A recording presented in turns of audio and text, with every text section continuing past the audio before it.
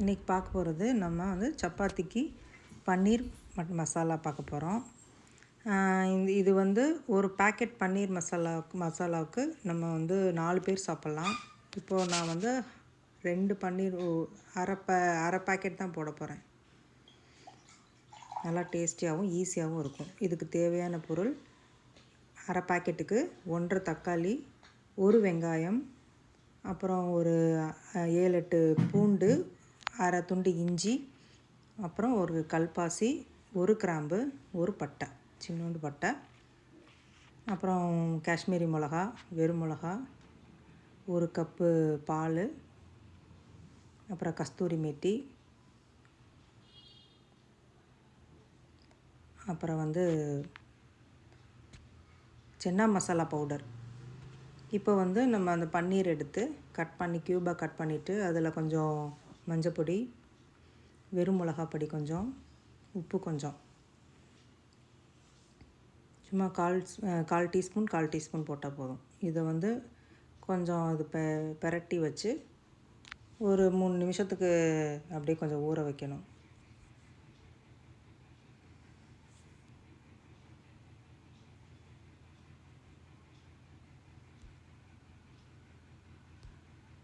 இது சட்டுன்னு செய்யலாம், ரொம்ப ஈஸியான மெத்தட் இது.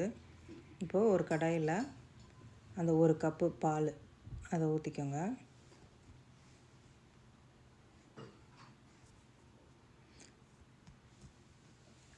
அப்புறம் நறுக்கி வச்ச அந்த 1.5 தக்காளி, 1 வெங்காயம், பூண்டு, இஞ்சி, அப்புறம் 1 கிராம்பு, 1 சின்ன பட்டை, அப்புறம் கல்பாசி, இது எல்லாத்தையுமே ஒன்றாவே போட்டுடணும்.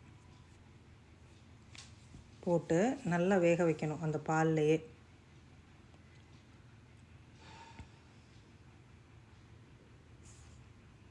நல்லா ஃபுல் ஃப்ளேம்லேயே வச்சுருங்க.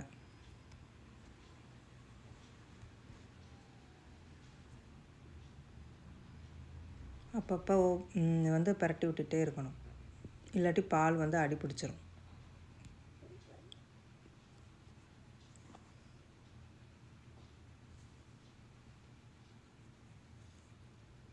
ஃபுல்லாகவே வச்சுக்கோங்க ஃப்ளேமை.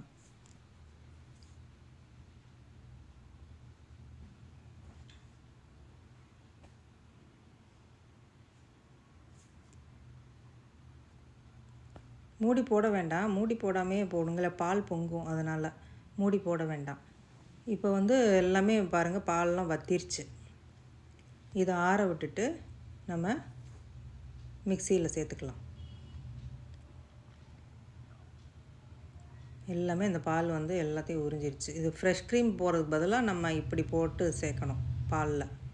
ரொம்ப டேஸ்ட் நல்லாயிருக்கும், ஈஸியாகவும் இருக்கும் நம்ம பண்ணுறதுக்கு. இப்போ சூடு ஆறிடுச்சு, மிக்ஸி ஜாரில் போட்டு அரைக்க போகிறோம்.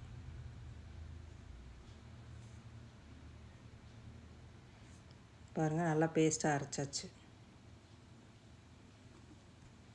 இப்போ ஒரு கடாயில் பட்டர் போட்டுக்கலாம், பட்டர் இல்லைன்னா ரீஃபைன் ஆயில் ஊற்றிக்கலாம். நான் ரீஃபைன் ஆயில் ஊற்றிருக்கேன். ஊற்றிட்டு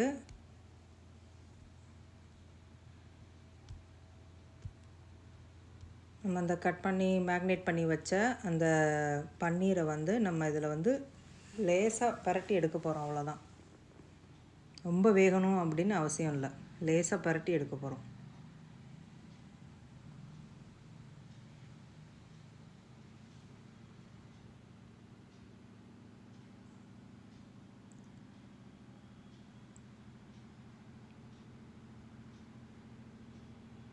எல்லாத்தையும் போட்டாச்சு.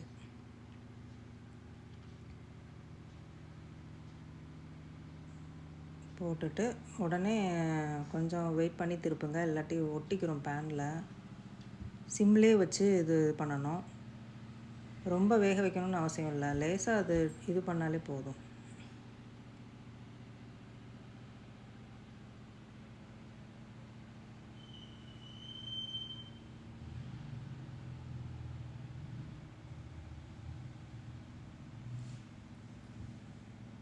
எல்லாத்தையும் கொஞ்சம் பொரித்து எடுத்தாச்சு. இப்போது அதே கடாயில் தான் நம்ம தாளிக்க போகிறோம். அதே கடாயில் நம்ம அரைச்சி வச்ச மசாலா பேஸ்ட்டு அதில் போட போகிறோம். சிம் பண்ணிக்கோங்க அடுப்பை. சிம் பண்ணிவிட்டு இந்த இதெல்லாம் மசாலாலாம் ஆட் பண்ணணும் ஒன்று ஒன்றா.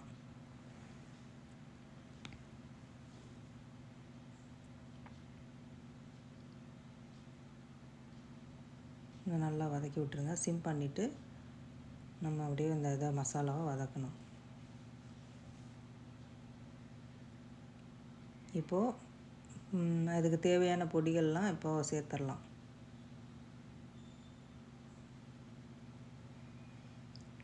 கால் டீஸ்பூன் காஷ்மீரி பொடி,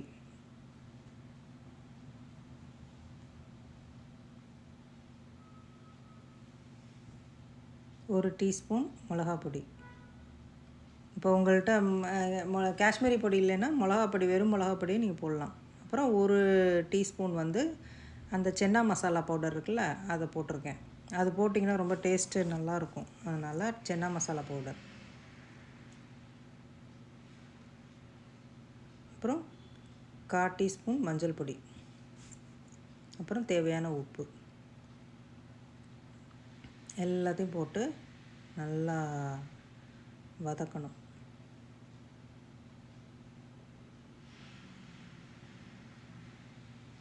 எல்லாமே சிம்மில் வச்சு தான் செய்யணும்.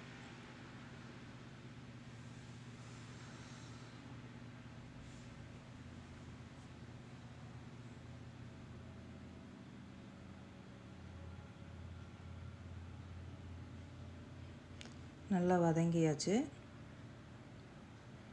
இப்போது அந்த கொஞ்சம் தண்ணி எடுத்து ஊற்ற போகிறோம். ஒரு டம்ளர் அளவுக்கு தேவையான அந்த கிரேவி பதம் வர்றதுக்கு நம்ம கொஞ்சம் தண்ணி சேர்த்துக்கணும்.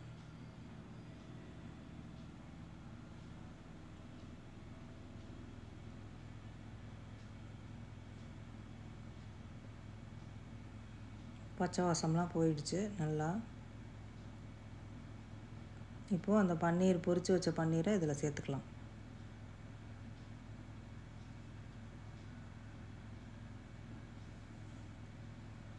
சேர்த்துட்டு இந்த கச்சோரி மேட்டியை கொஞ்சமாக எடுத்து கையில் கசக்கி அதில் போடணும். கொஞ்சமாக எடுத்திருக்கேன் பாருங்கள். இது போட்டோன்னா வாசமாக இருக்கும். போட்டு ஒரு 3 நிமிஷம் வச்சு எடுத்துட்டோன்னா ரெடி ஆயிடுச்சு. ரொம்ப பன்னீரை வேக வைக்கணும்னு அவசியம் இல்லை. ஒரு 3 மினிட்ஸு வேக வச்சாலே போதும். இப்போது ரெடி ஆயிடுச்சு.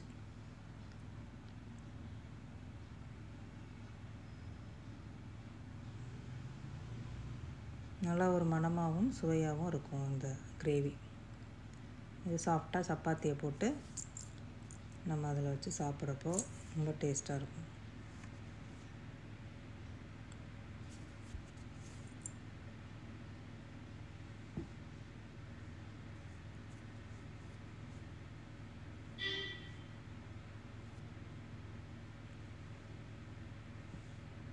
பாருங்கள், பன்னீர் பட்டர் மசாலா ரெடி.